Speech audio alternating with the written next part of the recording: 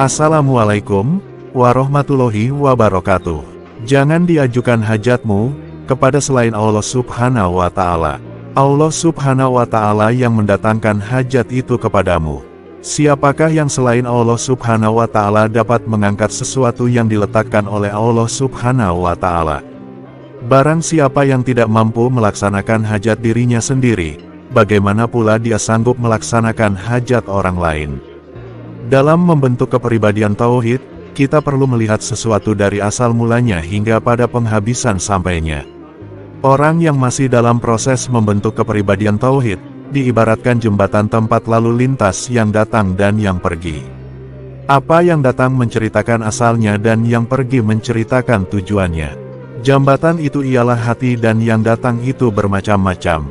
Di antaranya adalah niat, harapan, angan-angan, cita-cita, hajat dan keinginan. Semuanya datang dari arah yang sama, semuanya bukan jenis benda yang berupa, tetapi adalah jenis tenaga atau kuasa gaib. Walaupun gaib, masing-masing itu mempunyai keupayaan dan kekuatan untuk memberi kesan kepada hati. Kesan yang berbeda-beda menyebabkan satu keupayaan dan kekuatan dapat dibedakan dengan keupayaan dan kekuatan yang lain.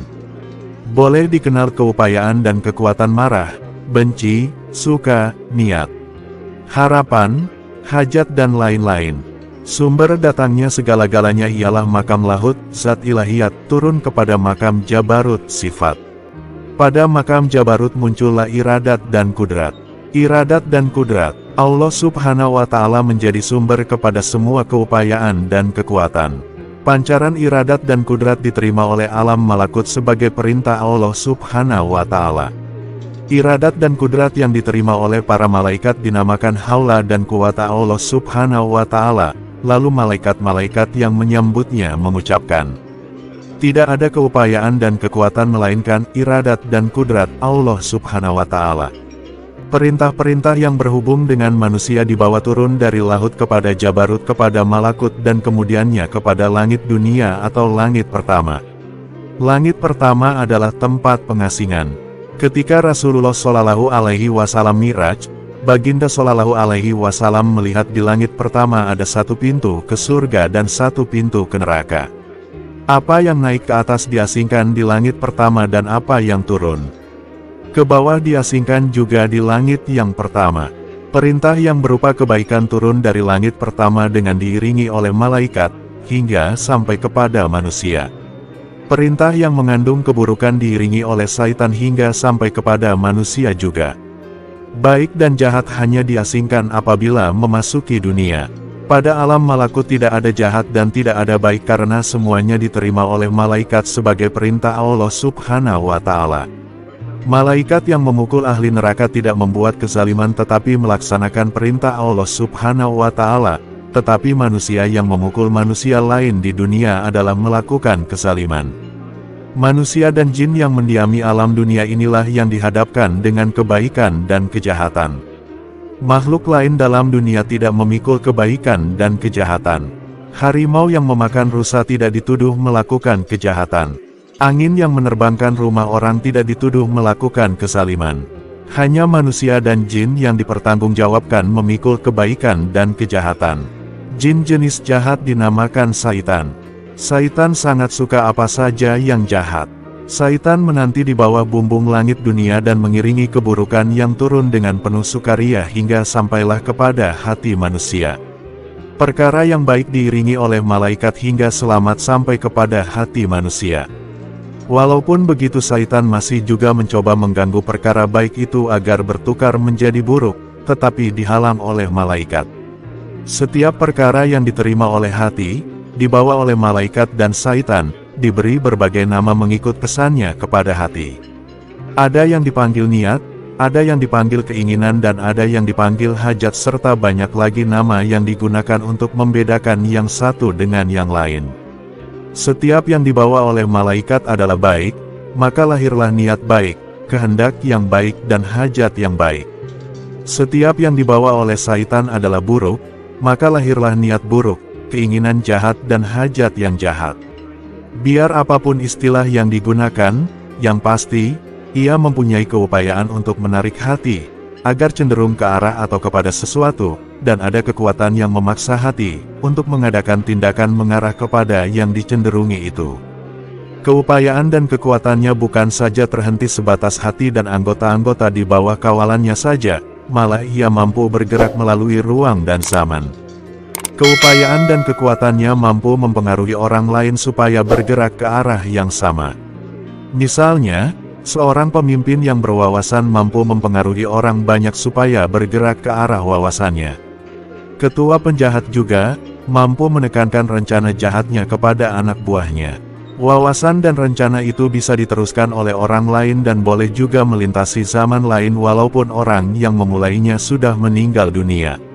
Sebab itulah sesuatu amal yang dipelopori oleh seseorang, kemudian diikuti orang lain, maka si pelopor itu tetap bertanggung jawab ke atas perbuatan orang yang mengikutinya, karena pada hakikat, keupayaan dan kekuatan yang diterimanya itulah, yang disebarkannya kepada orang lain.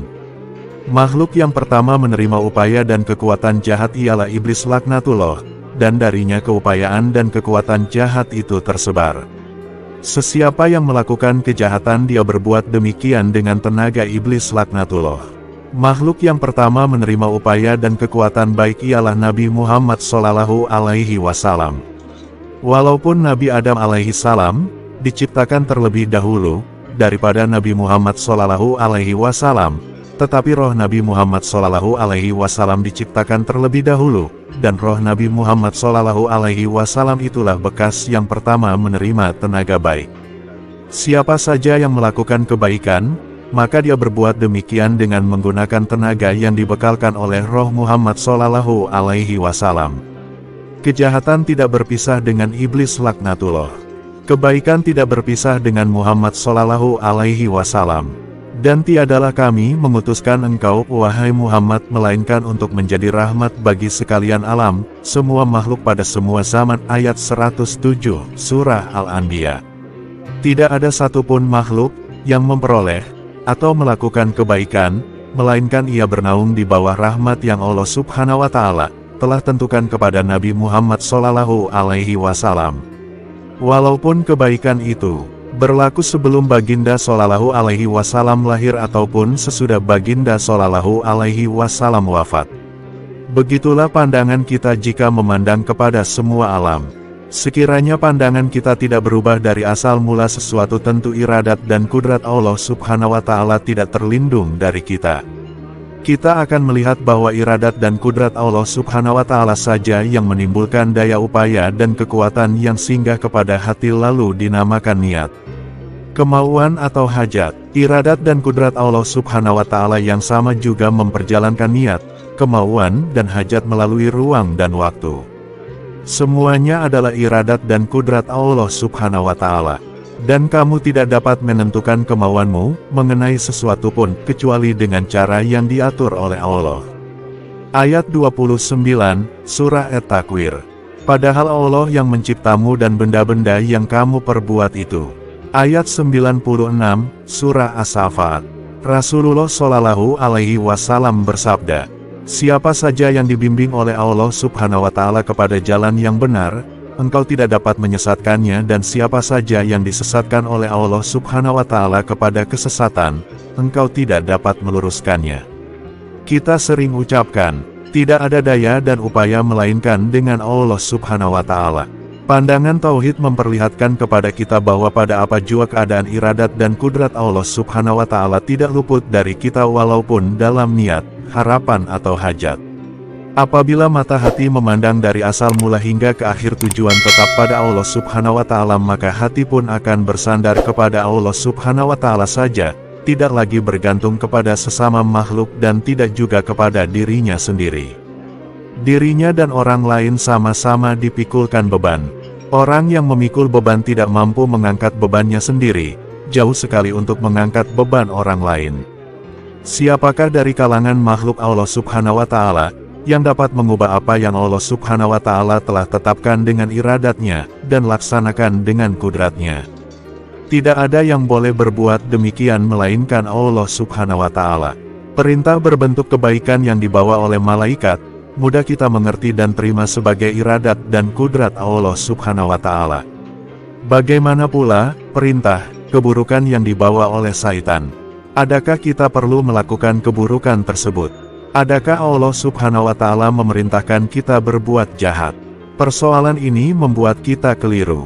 Kita harus meneliti perkara ini dengan mendalam, supaya tidak terjadi salah iktikad. Ibaratkan Syaitan sebagai anjing dan Tuhan adalah Tuan yang memerintahnya.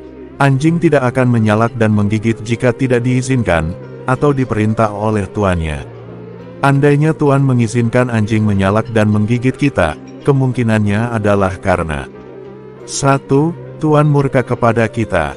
2. Kita merebut hak Tuan. 3. Pada diri kita ada sesuatu yang digemari oleh anjing. Apabila kita berhadapan dengan situasi seperti di atas, kita mempunyai dua pilihan, yaitu 1. Kita membiarkan diri kita digigit oleh anjing. Jika yang menggigit itu adalah anjing gila, maka kita juga akan terkena penyakit anjing gila.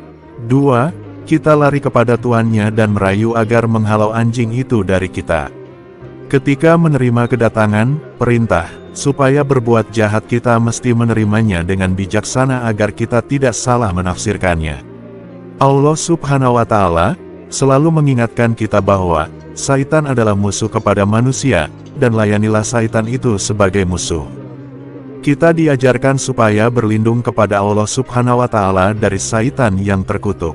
Jika Allah yang Maha Mulia menyuruh utusan yang sangat keji yang menjadi musuh kita, membawa benda busuk kepada kita, apakah yang dapat kita katakan tentang nilai diri kita pada pandangan Allah Subhanahu wa Ta'ala? Nilai diri kita adalah sama dengan benda busuk yang dibawa oleh musuh kita itu, yaitu kita ini adalah umpama tong sampah yang layak untuk diisikan dengan sampah. Sekiranya kita menginsafi perkara tersebut, sebaik saja utusan yang keji itu dan benda yang busuk itu sampai kepada kita, tentu sekali kita akan jatuh pingsan karena takut dan khawatir terhadap kehinaan diri kita dan kemurkaan Allah Subhanahu wa Ta'ala kepada kita. Apabila sadar kita seharusnya menginsafi akan kejahatan dan kehinaan diri kita yang menyebabkan utusan yang jahat dan dilaknat membawa benda kotor dan busuk kepada kita, kita seharusnya menyucikan diri kita agar kekotoran hilang. Kita sepatutnya perbanyak taubat, memohon ampunan dan belas kasih dari Allah Subhanahu wa Ta'ala. Kita sepatutnya memperbaiki diri kita, bukan menyimpan benda busuk yang dibawa oleh utusan yang keji itu. Oleh sebab yang datang itu dengan keizinan Allah Subhanahu wa Ta'ala, ia membawa kekuatan yang tidak berdaya kita menentangnya dengan kekuatan diri kita sendiri. Sebab itulah kita diajarkan supaya mengadu kepada Allah Subhanahu wa Ta'ala dan meminta perlindungannya. Sekiranya kita menentang dengan kekuatan diri kita sendiri, kita akan tewas, tetapi jika kita berlindung di bawah payung kekuatan Allah Subhanahu wa Ta'ala, kita akan menang. Jadi, dalam menghadapi perintah baik dan perintah jahat, kita mesti lari kepada Allah Subhanahu wa Ta'ala, karena segala sesuatu datangnya dari Allah Subhanahu wa Ta'ala, dan hanya Dia yang mampu menangani segala sesuatu itu. Penting bagi orang yang melatih kerohaniannya memperhatikan gerak hatinya, karena ia adalah utusan yang membawa perkabaran dan pemberi petunjuk. Jika kita selalu dikunjungi oleh utusan yang membawa kejahatan, itu tandanya kita berada jauh dari Allah Subhanahu wa Ta'ala, Tuhan yang Maha Mulia. Perutusan yang sampai itu merupakan teguran agar kita membetulkan jalan. Jalan yang sesuai untuk kita pilih dan lari ke dalamnya ialah bertaubat, beristighfar, mengingati balasan terhadap dosa, mengingati mati dan takut dengan sebenar-benar takut kepada Allah Subhanahu wa Ta'ala yang berbuat sekehendaknya tanpa boleh dihalang oleh siapapun. Jika perutusan yang datang membawa kebaikan, maka jalan yang patut ditempuh ialah memperbanyakkan syukur, puji-pujian terhadapnya, mensucikannya, serta memperteguhkan tawakal dan rela dengan takdirnya. Gerak hati atau lintasan hati adalah kalam Allah Subhanahu wa Ta'ala yang membawa perintah, teguran, nasihat dan tanda-tanda. Semuanya menjadi ujian kepada hati itu sendiri. Semoga faham.